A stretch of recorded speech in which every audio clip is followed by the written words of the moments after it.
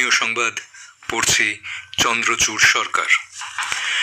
Voter তালিকার তথাকথিত তথ্যগত অসঙ্গতি বা লজিক্যাল ডিসক্রিপেন্সি সংক্রান্ত সমস্ত নোটিশ অবিলম্বে ডাউনলোড করে আগামী 4 থেকে 5 দিনের মধ্যেই সংশ্লিষ্ট ভোটারদের হাতে পৌঁছে দিতে নির্বাচন কমিশন কঠোর নির্দেশ দিয়েছে।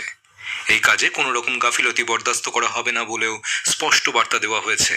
রাজ্যের মুখ্য নির্বাচনী আধিকারিকের দপ্তর থেকে সমস্ত জেলা নির্বাচনী আধিকারিকদের এই নির্দেশ জানিয়ে দেওয়া হয়েছে।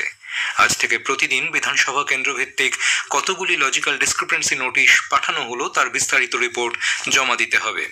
উল্লেখ্য, রাজ্যে ভোটার তালিকার বিশেষ নিবিড় সংশোধন চলাকালীন প্রথম দফায় তথ্যগত অসঙ্গতির তালিকায় প্রায় 1,36,00,000 ভোটারের নাম উঠে এসেছিল।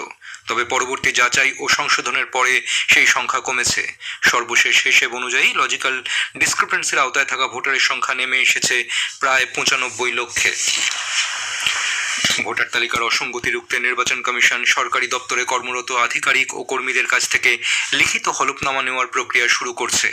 কোনো সরকারি কর্মীর নাম দুটি আলাদা বিধানসভা কেন্দ্রের ভোটার তালিকায় রয়েছে কিনা সে বিষয়ে নিশ্চিত হতেই এই উদ্যোগ। নির্বাচন কমিশন সূত্রে জানা গিয়েছে, এই মর্মে রাজ্যের বিভিন্ন সরকারি দপ্তরে চিঠি পাঠানো হয়েছে। সংশ্লিষ্ট দপ্তরগুলিকে নির্দেশ দেওয়া হয়েছে তাদের অধীনস্থ কর্মীদের কাছ থেকে নির্দিষ্ট ফরম্যাটে ঘোষণা বা হলফনামা সংগ্রহ করতে হবে। ওই ঘোষণাপত্রে কর্মীকে জানাতে হবে ঠিকানা অনুযায়ী তিনি বর্তমানে কোন বিধানসভা কেন্দ্রের ভোটার, পাশাপাশি আগে যে বিধানসভা কেন্দ্রের ভোটার তালিকায় নাম ছিল সেখান থেকে নাম কাটার জন্য প্রয়োজনীয় ব্যবস্থা নেওয়া হয়েছে কিনা তাও স্পষ্ট করে উল্লেখ করতে হবে। উত্তর দিনাজপুরের দাড়িভিট হাই স্কুলে 2 ছাত্র মৃত্যুর মামলায় রাজ্যের আবেদন খারিজ করে দিয়েছে কলকাতা হাইকোর্ট। এই মামলায় এনআইএ তদন্তের নির্দেশ দিয়েছিল হাইকোর্টের সিঙ্গল বেঞ্চ। তাকে চ্যালেঞ্জ করে ডিভিশন বেঞ্চে যায় রাজ্য। মামলার দীর্ঘ শুনানির পর 2 বিচারপতি সব্যসাচী ভট্টাচার্য ও সুপ্রতিম ভট্টাচার্যের ডিভিশন বেঞ্চ আজ জানিয়েছে, এনআইএ যে তদন্ত করছে তাতে আদালত কোনো হস্তক্ষেপ করবে না। 2 মাসের মধ্যে তদন্ত শেষ করতে হবে বলেও ডিভিশন বেঞ্চ জানিয়েছে।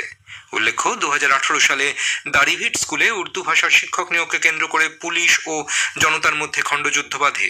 পুলিশের গুলিতে স্কুলের 2 প্রাক্তন পড়ুয়া রাজেশ সরকার ও তাপস বর্মন প্রাণ হারায়। ঘটনার 5 বছর পর 2023 সালে কলকাতা হাইকোর্ট এনআইএ তদন্তের নির্দেশ দেয়। জলপথে বিপদগ্রস্ত কোনো মানুষকে দ্রুত উদ্ধার করতে এবার সাগর মেলায় নতুন সংযোজন লাইফ বয় ওয়াটার ড্রোন। নদীপথে মানুষ দুর্ঘটনায় পড়লে রিমোট কন্ট্রোলের সাহায্যে তাকে উদ্ধার করা হবে। 1 কিলোমিটার দূরত্বের মধ্যে 7 মিটার প্রতি সেকেন্ড গতিবেগে ওই ড্রোন পৌঁছে যাবে বিপদগ্রস্তের কাছে। স্বয়ংক্রিয়ভাবে মাত্র 2 সেকেন্ডে ডুবন্ত নৌকো থেকে উদ্ধার কাজ চালাবে লাইফ বয় ওয়াটার ড্রোন। 1000 কেজি পর্যন্ত ওজন বহন করতে সক্ষম ড্রোনটি। রিয়েল টাইম ভিডিও ফিডব্যাক, উন্নত রিমোট কন্ট্রোলারে একটি স্ক্রিন রয়েছে যা অনবোর্ড ক্যামেরা থেকে ছবি পাঠাবে। এর ফলে দুর্গতদের অবস্থান সঠিকভাবে খুঁজে বার করতে ও পরিস্থিতি পর্যবেক্ষণ করতে উদ্ধারকারীদের সাহায্য করবে। আবহাওয়া দপ্তর আগামীকাল বীরভূম ও বর্ধমান জেলায় শৈত্যপ্রবাহের সতর্কতা জারি করেছে। আগামী 5 দিন রাজ্যের প্রায় সব জেলাতেই শীতল আবহাওয়ার পূর্বাভাস রয়েছে।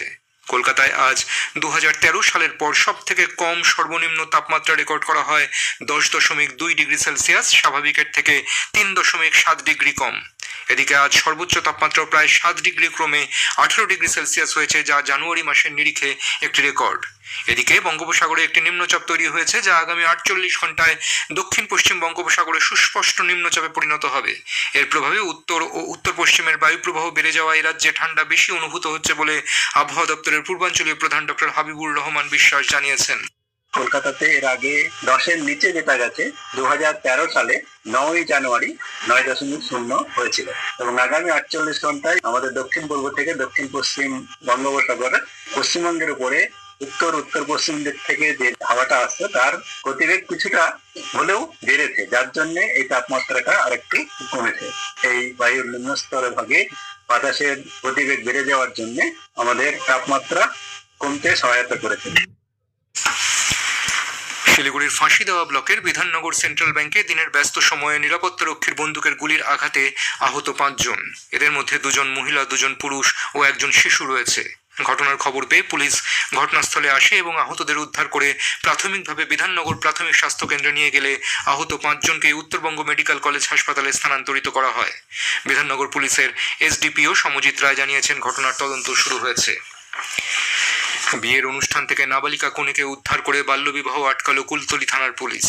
গোপন সূত্রে খবর পেয়ে পুলিশ দক্ষিণ চব্বিশ পরগনার কুলতলি থানার কুন্দখালী গোদাবর অঞ্চলের কীর্তনখোলা গ্রামে অভিযান চালায় এবং বিয়ের অনুষ্ঠান বন্ধ করে ওই বাড়ি থেকে নাবালিকা কনে, বর ও বিয়ের সঙ্গে যুক্ত আত্মীয় সহ মোট 8 জনকে আটক করে থানায় নিয়ে আসে। পুলিশ জানিয়েছে, বাল্যবিবাহ প্রতিরোধ আইনে এই বিয়ের সঙ্গে যুক্ত সকলের বিরুদ্ধে আইনানুগ ব্যবস্থা নেওয়া হয়েছে। ঘটনার তদন্ত চলছে। স্থানীয় সংবাদ শেষ হলো।